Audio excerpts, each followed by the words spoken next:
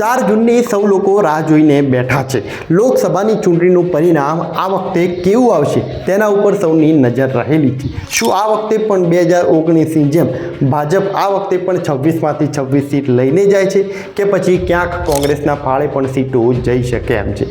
જો કે સૌ લોકોની નજર બધી સીટો ઉપર તો ચોક્કસપણે રહેલી છે, પરંતુ એમાં પણ ક્યાંક બનાસકાંઠાની બેઠક કે જેના ઉપર લોકોની ખાસ નજર રહેલી છે કે આ બેઠક ઉપર કદાચ આ વખતે એવી સંભાવનાઓ રહેલી છે કે આ સીટ ઉપર ભાજપને હારવાનો પણ વારો આવી શકે એમ છે। એક સાઈડ ભાજપમાંથી રેખાબેન ચૌધરી છે તો સામે કોંગ્રેસમાંથી ગેનીબેન ઠાકોર છે અને આ વખતે એવા સમીકરણો બદલાઈ ગયા, ક્યાંક આખું વાતાવરણ એ કોંગ્રેસ તરફ બની ગયું અને હવેના કારણે એવી સંભાવનાઓ ઊભી થઈ છે કે ક્યાંક ગેનીબેન ઠાકોર એ જીતી શકે તેવું દેખાઈ રહ્યું છે। એટલે ક્યાંક લોકો તો રાહ જોઈ રહ્યા છે કે ગેનીબેન જીતી જાય તો સારું, પરંતુ તેની સાથે સાથે કોંગ્રેસ અને ભાજપના અનેક નેતાઓ છે કે જે રાહ જોઈને બેઠા છે કે ક્યાંક ગેનીબેન જીતે તો પણ સારું, અને અમુક નેતાઓ છે કે જે રાહ જોઈને બેઠા છે કે ગેનીબેન હારી જાય તો સારું। તેના પાછળનું કારણ એ છે કે રાજકારણમાં પોતાના ભવિષ્યને જોતા અનેક નેતાઓની ઈચ્છા છે કે જો ગેનીબેન જીતે છે તો અમારું ભવિષ્ય સારું બની શકે એમ છે, અને અનેક નેતાઓ એવી પણ રાહ જોઈને બેઠા છે કે જો ગેનીબેન હારી જાય છે તો અમારું ભવિષ્ય એ ક્યાંક સેફ બની રહેશે। એનો મતલબ કે જો ગેનીબેન ઠાકોર આ લોકસભાની ચૂંટણીમાં બનાસકાંઠા બેઠક ઉપરથી જો જીતી જાય છે તો અનેક એવા નેતાઓ છે કે જેમનું ભવિષ્ય એ ક્યાંક ખતરામાં આવી શકે એમ છે। નાના મોટા નેતાઓને તો આપણે સાઈડમાં રાખીએ, પરંતુ ગુજરાતના 2 દિગ્ગજ નેતાઓ કે જેમનું ભવિષ્ય પણ ખતરામાં આવી શકે એમ છે જો ગેનીબેન આ લોકસભાની ચૂંટણીમાં જીતી જાય છે તો। આ ચૂંટણીમાં અનેક લોકો એવું કહી રહ્યા છે કે ગેનીબેન જીતી શકે એમ છે, અને અનેક એવા એક્ઝિટ પોલના ડેટા પણ એવું કહી રહ્યા છે કે સમીકરણો બદલાયા છે ને એના કારણે ગેનીબેનની જીત એ કદાચ કહી શકાય એમ છે। પરંતુ અંદર પેટે કેવા ડેટાઓ રહેલા છે, અંદર પેટે કેવા સમીકરણો બદલાય છે, એના આધારે કદાચ હાર જીત એ ક્યાંક દાવમાં ફસાયેલી હોય એવું પણ જોવા મળી રહ્યું છે। પરંતુ એ બધાની વચ્ચે જો ગેનીબેન જીતી જાય છે, 4 જૂને જો પરિણામ ગેનીબેન તરફ આવે છે, જો આ લોકસભાની ચૂંટણીમાં ગેનીબેન ઠાકોર એ બનાસકાંઠાના સાંસદ તરીકે જો જીતી જાય છે તો સૌથી મોટો ખતરો એ ક્યાંક થરાદના ધારાસભ્ય અને વિધાનસભાના અધ્યક્ષ શંકરભાઈ ચૌધરીને થાય એવું પણ જોવા મળી રહ્યું છે। જો ગેનીબેન આ લોકસભાની ચૂંટણીમાં જીતી જાય છે તો શંકરભાઈ ચૌધરીના રાજકીય ભવિષ્ય ઉપર ખતરો ચોક્કસપણે જોવા મળી રહ્યો છે। પરંતુ આવું કેમ? ગેનીબેન ઠાકોરને અને શંકરભાઈ ચૌધરીને વળી શું લેવા દેવા? કેમ કે ચૂંટણી તો રેખાબેન ચૌધરી સામે લડાતી હતી। આ લોકસભાની ચૂંટણીમાં ભલે જ ગેનીબેનની ટક્કર એ ક્યાંક રેખાબેન ચૌધરી સામે હતી, પરંતુ આખી ચૂંટણી એ ક્યાંક શંકરભાઈ ચૌધરી સામે લડાતી હોય, બનાસ ડેરી સામે લડાતી હોય, એ રીતે વારંવાર દ્રશ્યો સામે આવ્યા છે, અને એના કારણે ગેનીબેન ઠાકોરે અનેકવાર પ્રહાર આ લોકસભાની ચૂંટણીમાં શંકરભાઈ ચૌધરી ઉપર જ કર્યા છે। તમે 36 કોમને ડેરીમાં કેટલા જણાને નોકરી આપી છે? માત્ર વોટ લેવા માટે 36 કોમને 18 આલમ। ત્યારે અમારી પાસે ભલે પૈસા ના હોય, અમારી પાસે મારી બેન દીકરીઓ 100 રૂપિયા આલીને અમે ચૂંટણી લડી રહ્યા છીએ। આ ચૂંટણી ભાજપ કોંગ્રેસ વચ્ચેની નથી, આ ચૂંટણી કોઈ સમાજ વચ્ચેની નથી। આ ચૂંટણી માત્ર ને માત્ર બળદેવજીએ કીધું એમ એક વ્યક્તિ જે બહારથી આવીને બનાસકાંઠાને બાનમાં લેવાનો પ્રયત્ન કર્યો છે, એને આ બનાસકાંઠાને આઝાદ કરવા માટેની આ ચૂંટણી, આ લોકસભાની ચૂંટણી છે। જો કે આગળના ઘણા વર્ષોથી ગેનીબેન ઠાકોર અને શંકરભાઈ ચૌધરી સામ સામે હોય એ રીતે જોવા મળ્યું છે, અને જ્યારે પણ આ ચૂંટણીઓમાં ક્યાંક ટક્કરની વાત આવી છે તો ક્યાંક ગેનીબેનની જીત થઈ હોય એ રીતે પણ જોવા મળ્યું છે। 2017ની વાત હોય તો 2017માં વિધાનસભાની ચૂંટણી વખતે પણ શંકરભાઈ સામે ગેનીબેન ઠાકોરની જીત થઈ હતી। 2022માં પણ વાવ વિધાનસભામાં શંકરભાઈને પોતાની સીટ બદલવી પડી હતી, કેમ કે ક્યાંક ગેનીબેન ઠાકોરનું વર્ચસ્વ વધી ગયું હતું અને એના કારણે એમની જીતની સંભાવનાઓ વધારે હતી। એના કારણે શંકરભાઈ ચૌધરીને વાવ સીટ પડતી મૂકીને થરાદમાં પોતાની સીટ બદલવી પડી હતી। આ લોકસભાની ચૂંટણીમાં પણ ગેનીબેન ઠાકોર એક બ્રાન્ડ નેતા બની ગયા છે, આખું બનાસકાંઠામાં એમનું વર્ચસ્વ વધી ગયું છે, અને એના કારણે ક્યાંક શંકરભાઈ ચૌધરીને પણ એમની ઇમેજ ડાઉન થતી હોય એ રીતે પણ ચોક્કસપણે જોવા મળ્યું છે। એટલે આવા સમીકરણોની વચ્ચે જો ગેનીબેન ઠાકોર આ લોકસભાની ચૂંટણીમાં જો જીતી જાય છે તો ક્યાંક શંકરભાઈ ચૌધરીના રાજકારણ ઉપર ખતરો આવી શકે એમ છે। કઈ રીતે શંકરભાઈ ચૌધરીના રાજકીય ભવિષ્ય ઉપર ખતરો આવી શકે જો એ આપણે સમજવું હોય તો એની પહેલાં આપણે સમજવું પડશે ચૌધરી સમાજનું રાજકારણ, કેમ કે ચૌધરી સમાજના રાજકારણ સાથે જ આ બધું કનેક્શન જોડાયેલું છે. પોતાની આંખોથી જોઈને આપણે વિચારી દેતા હોઈએ છીએ કે શંકરભાઈ ચૌધરીનું ચૌધરી સમાજમાં ખૂબ એવું વર્ચસ્વ રહેલું છે. ચૌધરી સમાજ આખો એમને પ્રેમ કરે છે, ક્યાંક આખો એમનું વર્ચસ્વ જે રીતે બની ગયું છે, બનાસ ડેરીમાં એમનું વર્ચસ્વ બની ગયું છે અને એના કારણે પશુપાલકો ખુશ છે, ચૌધરી સમાજ એમને ખૂબ પ્રેમ કરે છે. પરંતુ આ રાજકારણ છે અને રાજકારણમાં જે દેખાય એવું વધારે જોવા મળતું નથી, એવું હોતું પણ નથી. કેમ કે જો તમે રાજકારણના દૃષ્ટિકોણથી જુઓ તો ક્યાંક શંકરભાઈ ચૌધરીના કારણે બીજા અનેક ચૌધરી આગેવાનોને પેટમાં દુખતું હોય એવું પણ દેખાઈ રહ્યું છે.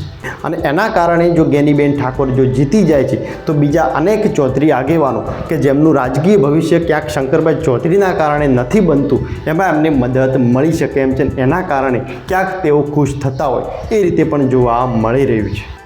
શંકરભાઈ ચૌધરીના કારણે અનેક ચૌધરી સમાજના આગેવાનો કે જેમનું ક્યાંક રાજકીય ભવિષ્ય બની શકે એમ છે, ક્યાંક પાર્ટી એમને મોકો આપી શકે એમ છે, પરંતુ શંકરભાઈ ચૌધરીના કારણે એમનો વિકાસ, એમનું રાજકીય ભવિષ્ય અટકીને પડ્યું હોય એ રીતે પણ કહી શકાય. કેમ કે ક્યાંક જે રીતે સામાજિકમાં આગેવાનોની વાત કરીએ તો ચૌધરી સમાજમાં બીજો કોઈ ચહેરો નથી કે જે શંકરભાઈ ચૌધરીથી વધારે વર્ચસ્વ ધરાવતો હોય. અને જો શંકરભાઈ ચૌધરીથી વધારે કોઈ વર્ચસ્વ ધરાવતો ચહેરો મોટો બની જાય તો સ્વાભાવિકપણે શંકરભાઈ ચૌધરી એનું મોટું નુકસાન થઈ શકે એમ છે.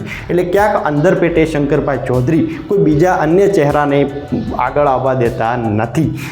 એ પછી આંજણા ચૌધરી હોય કે પછી ચૌધરી પટેલ હોય, કોઈ પણ પેટા જ્ઞાતિના નેતાઓને આગળ આવવા દેતા નથી, એમને મોટા બનાવી દેતા નથી. કેમ કે આખું જો ગુજરાતનું પોલિટિક્સ તમે સમજો તો ઘણી બધી આમાં ઇન્ટરનલ પોલિટિક્સ ભાગ ભજવી રહી છે.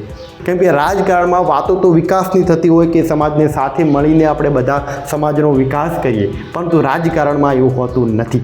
જો કોઈ બીજો નેતા મોટો બનવાનો પ્રયત્ન કરે તો એને પગ પાડીને નીચો પાડીને જેનું વર્ચસ્વ વધારે બની ગયું છે એ નેતા કોઈ બીજા ચહેરાને મોટો થવા દેતો નથી. આ એકલા ચૌધરી સમાજની વાત નથી, દરેક સમાજમાં આવી જ પરિસ્થિતિ આજના સમયે જોવા મળી રહી છે.